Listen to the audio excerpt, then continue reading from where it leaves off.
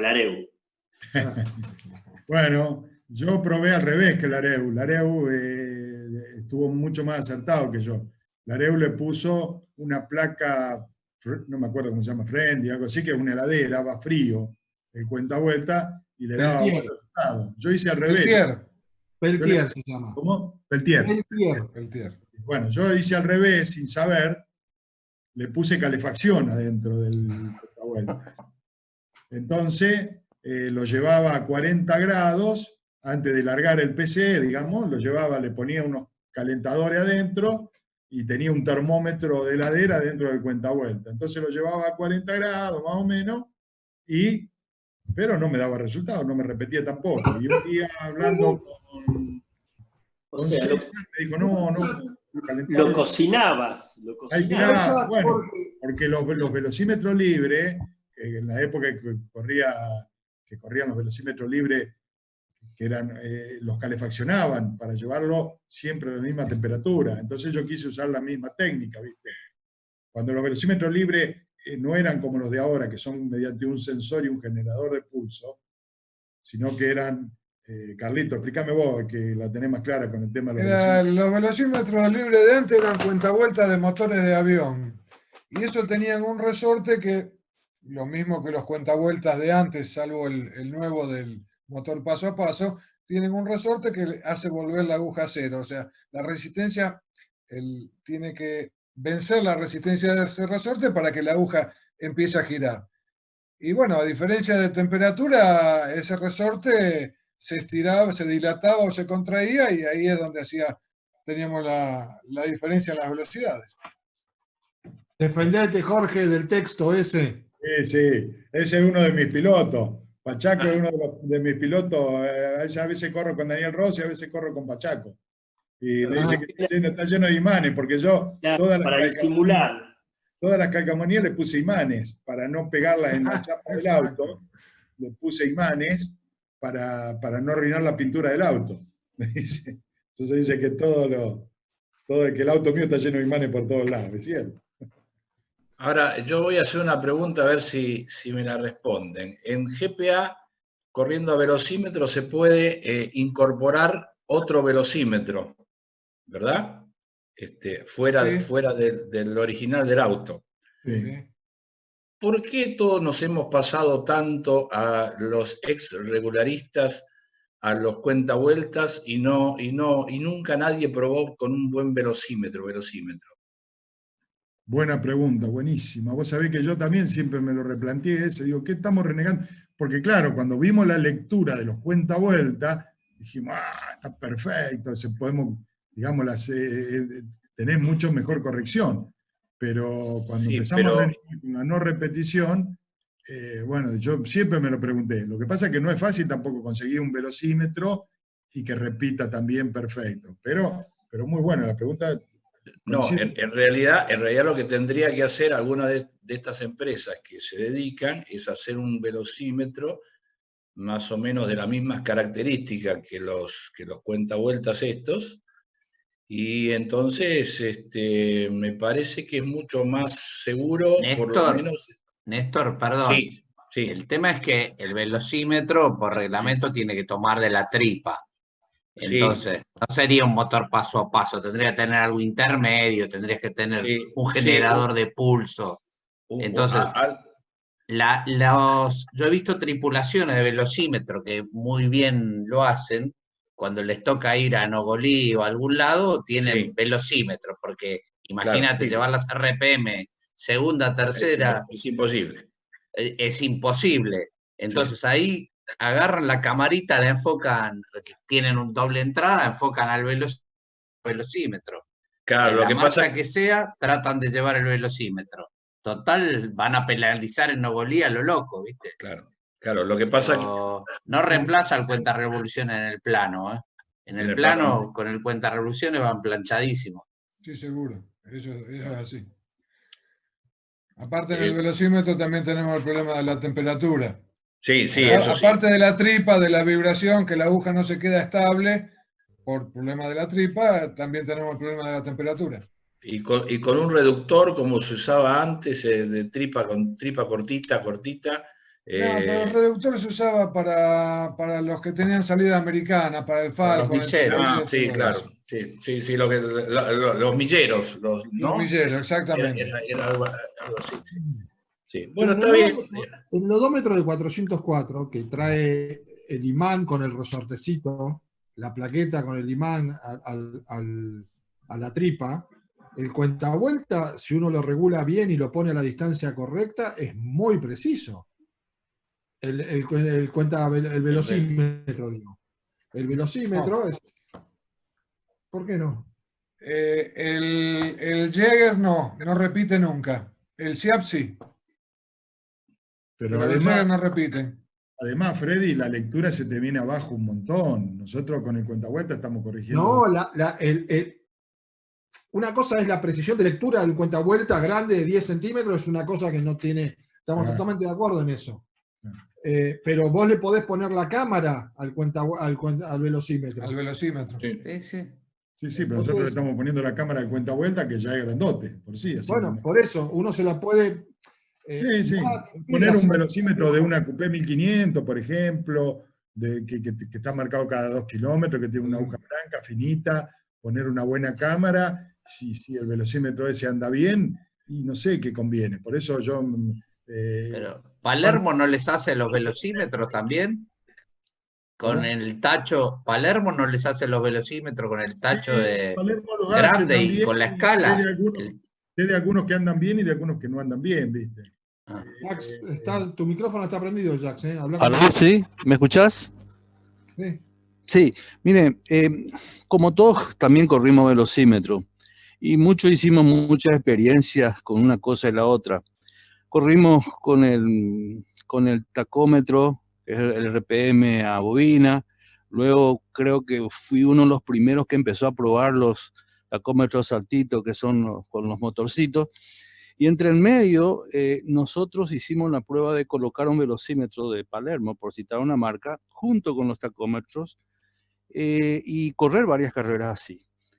Y era muy difícil por la cuestión de que era muy inestable eso. A pesar de que son bastante exactos, nunca podrías reproducir la exactitud del tacómetro, por lo cual finalmente, después de mucho tiempo, lo eliminé el velocímetro, era un velocímetro grande, así, para regularidad, y más bien lo que me servía a mí era para de repente para algún tipo de cambio de velocidad para ser un poquito más exacto o más rápido, porque a veces tanta RPM o volver a una simple, decir, voy a 86, luego voy a 82, y entonces servía para eso, pero era muy relativo. Cuando uno empieza a acostumbrarse a manejar los tacómetros, es mucho más exacto y mucho más preciso.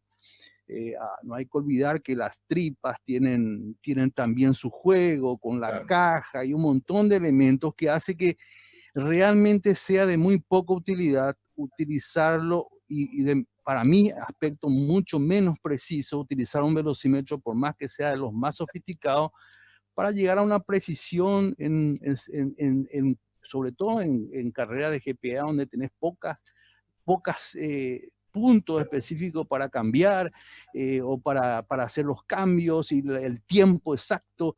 Era bastante difícil en velocímetro.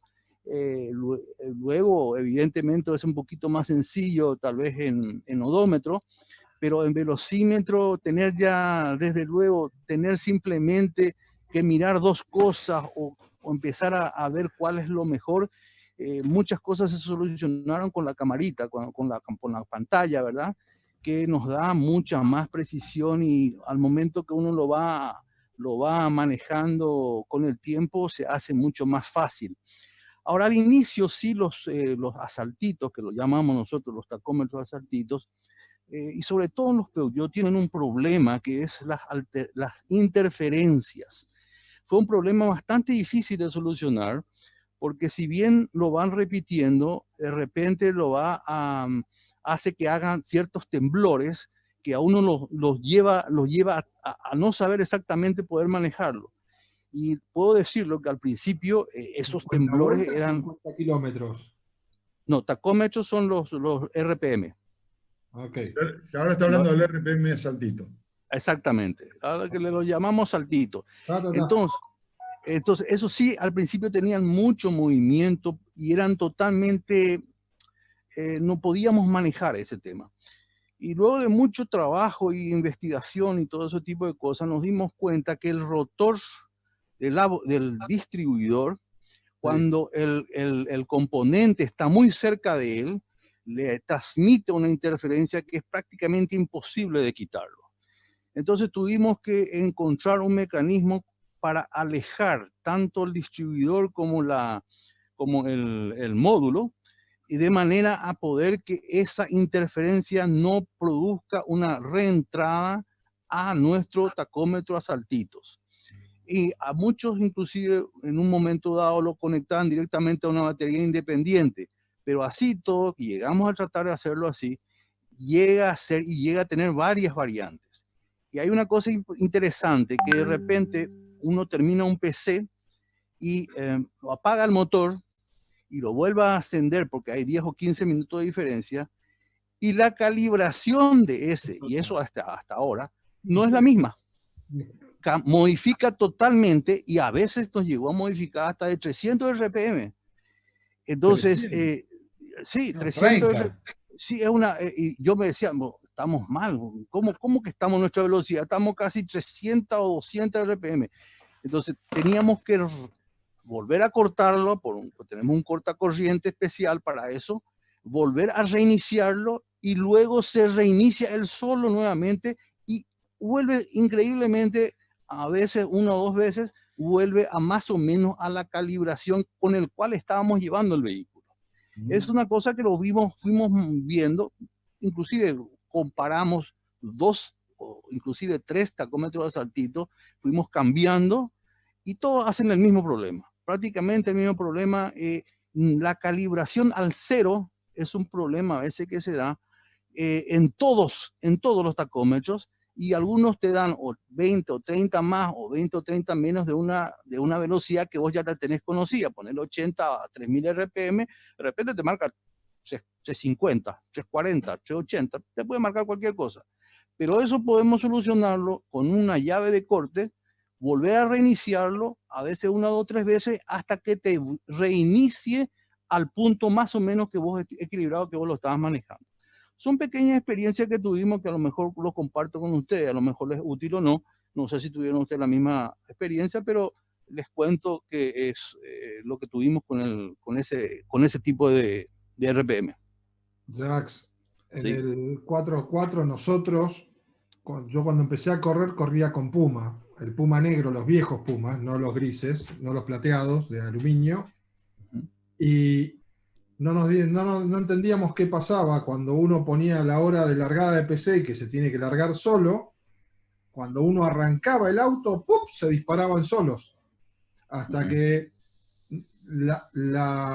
un día, haciendo pruebas, íbamos con el Puma, listo para largar, lo pasabas por arriba del capó y se disparaba y arrancaba solo.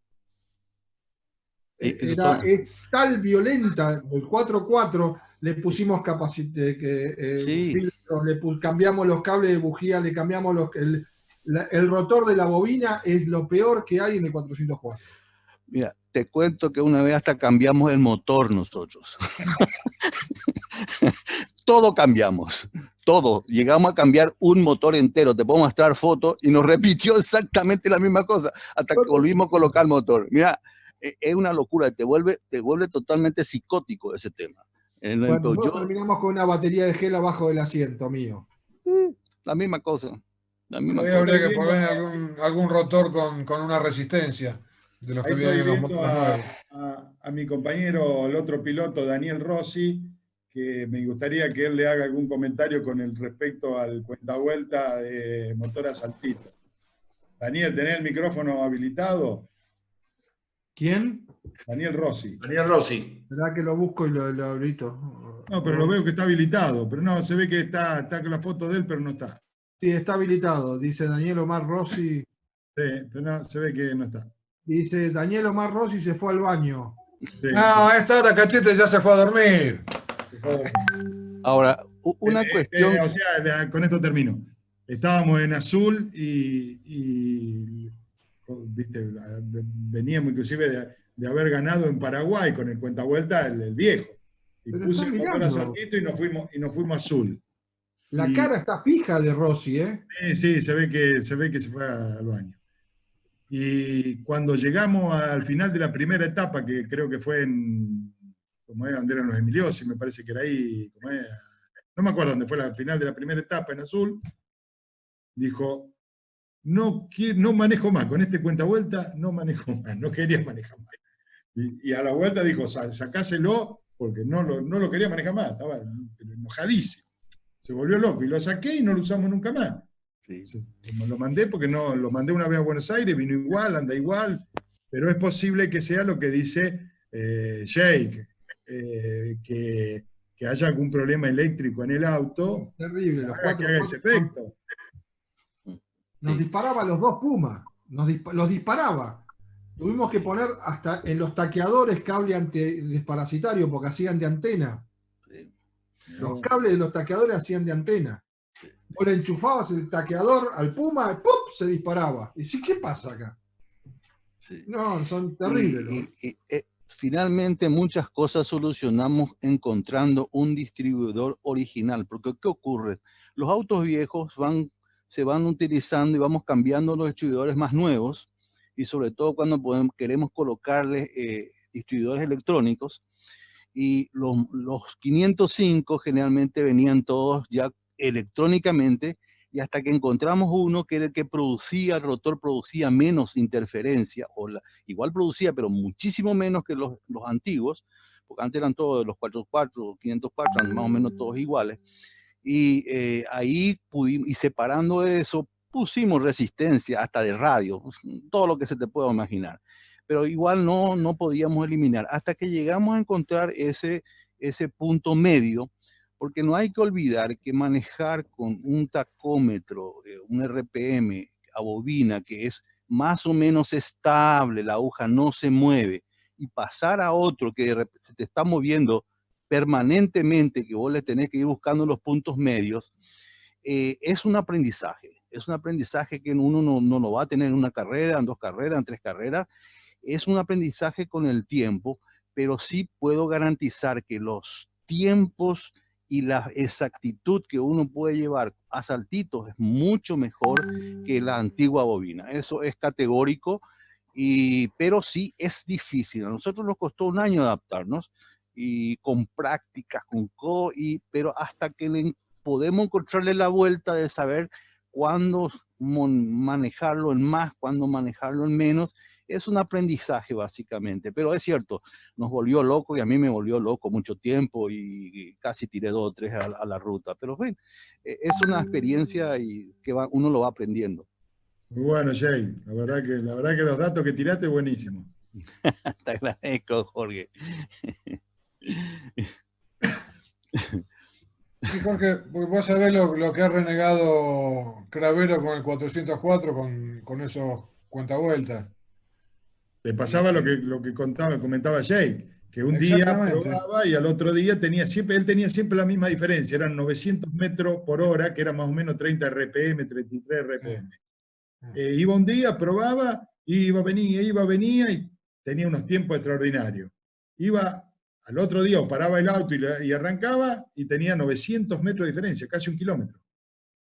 Y bueno, y lo mandó y le mandaron otro y tenía el mismo problema y hizo todo lo habido y por haber, no sé si habrá tocado el distribuidor, pero hizo un montón de pruebas. Cambió el distribuidor, porque le mandé el distribuidor mío y le hacía lo mismo. Y le hacía lo mismo. Exacto. Cosa mandinga, ¿viste? Raro, ¿viste? Sí. Bueno, vamos para irnos a dormir, me parece. Bueno, señores, Parece que sí, ¿no? Jorge, muchísimas gracias por tu tiempo. La verdad, yo no aprendí nada, pero bueno, no sé qué voy a aprender, porque soy un negado para hacer cuentas, pero me gustaría probar alguna vez a velocímetro e intentarlo, pero bueno, es difícil para mí porque me gustan en metro las cosas. No me gustan ni siquiera en centésimas. Cuando te cantan en centésimas ya molestan. Claro. Pero bueno. Me hubiera gustado desempeñarme mejor. En realidad me encontré con un grupo de gente donde veía gente muy, muy calificada y después por otro lado hacían preguntas gente que no tenía conocimiento de nada porque recién arrancaba y en realidad... bueno, no, después no hacemos me una, preparé, no me después hacemos no una me charla hacemos una charla para principiantes y después escondido mandamos el mensajecito para los top y hacemos una para 20. Que pregunten todos los quilombos, todas las cagadas. Tano, Sí. no te hagas el boludo vos. Sí. No, lo que Sí. pasa es que cuando vos ves un montón de gente calificada y que tienen millones de kilómetros y todo, y vos estás explicando cosas tan básicas, es como que decir, pucha, esto los estoy aburriendo con todo esto que ya lo saben todos, ¿viste? Porque eso también medio me descolocó. Nada aburre. De todas las cositas que uno dice, siempre algo se escapa que uno toma un aprendizaje, uno miró, y mirá cómo pinta él la hoja de ruta, y mirá cómo la escribe, y son boludeces, pero todo suma. Todo suma a mejorar, a cometer menos errores. El juego este es el que menos errores comete. Exactamente. Exacto. Eso sí. No hay que ser preciso, hay que cometer menos errores que el rival. Además estamos todos los top por un lado, los muy principiantes y los que estamos en el medio, ¿no? Tratamos todos de ir aportando cosas, ¿no? Cada uno que pueda aportar un poquitito con toda la charla que hizo Jorge, yo creo que suma. Pero, claro, para el nuevo que nunca corrió, es muy difícil, va a tener que escucharlo 2 veces, 3 veces, 4 veces, pegarse un par de carreras y recién ahí va a encontrar lo que es correr a velocímetro y empezar a darse cuenta qué es lo que está haciendo. Zabalza, muchos principiantes creo que ya se fueron a dormir, pero Sí. para los que quedan... No, se acaba de ir uno. Bueno. Cristóbal Gogenola se acaba de ir, acaba de terminar de irse, ahí está Raúl el padre, me parece. Ahí en Mundo GPA también hay algunas clases de que dio Moya muy lindas, para que las miren, las escuchen, comparen con esta que fue mucho mejor, pero bueno, escuchando distintas campanas van a empezar a cerrar el concepto de lo que es la regularidad a velocímetro. Le va a servir. Jorge, realmente esa fórmula del tapón me da una envidia de querer probarlo que no te imaginás. Quiero volver a velocímetro para probar tu fórmula porque es una cosa nueva que aprendí. Yo la uso muchísimo, esa fórmula, pero muchísimo. Cuando desarrollo la hoja de ruta, la uso muchísimo y está perfecta. Sí. Es que lo que pasa es que pasar o tener que quedarse atrás de un camión, por ejemplo, si no lo haces, digamos, de alguna manera, chao, perdiste el PC. Porque después nunca más te pones. Entonces, con respecto a eso, yo me acuerdo que cuando yo empecé, un regularista de mucha experiencia me enseñó y realmente lo trato de hacer, no es fácil, porque cuando hay un camión es difícil. Cuando va un camión adelante, empieza el piloto. Che, puta, creo que lo paso. ¿Cómo está? Mirame cómo está la banquina. A ver, puta, no. Bueno, ¿y qué pasa? Nos encontramos que cuando llegamos al camión frenamos de golpe, no sabe a qué velocidad me lo dejó, yo no largué el cronómetro a tiempo. Entonces, en la medida que uno vaya con calma y lo haga prolijo al tapón, el tapón sale perfecto. Sí, sí. Entonces, hay que tomar, ante la duda, hay que tomar la decisión de decir, listo, estamos en duda, no sabemos si vamos a hacer el tapón bien. Y el tipo dice, 3, 2, 1, top, yo aprieto un cronómetro y él desacelera en una forma suave, el auto cae 12 kilómetros, y digo, ¿puede pasar? Sí, bueno, 3, 2, 1, top, aprieto el cronómetro, y él acelera en la misma proporción de como desaceleró, y el tapón sale perfecto. Lo que pasa es que a todos, viste, siempre estamos tratando de evitarlo, o de apurarnos y pasarlo, y acelerar un poco más y pasarlo, o si la banquina está buena, ver si nos tiramos por la banquina. Pero en la medida que uno conserve la calma y lo haga prolijo, sale bárbaro, pero bien, ¿eh? Sale bien. Sí. Faltó sumar lo que te dije el otro día, Jorge. ¿Cómo? Claro, te falta sumar ahora ese tapón, esa fórmula del tapón, te falta sumar la chupada atrás del camión que no hay que hacer.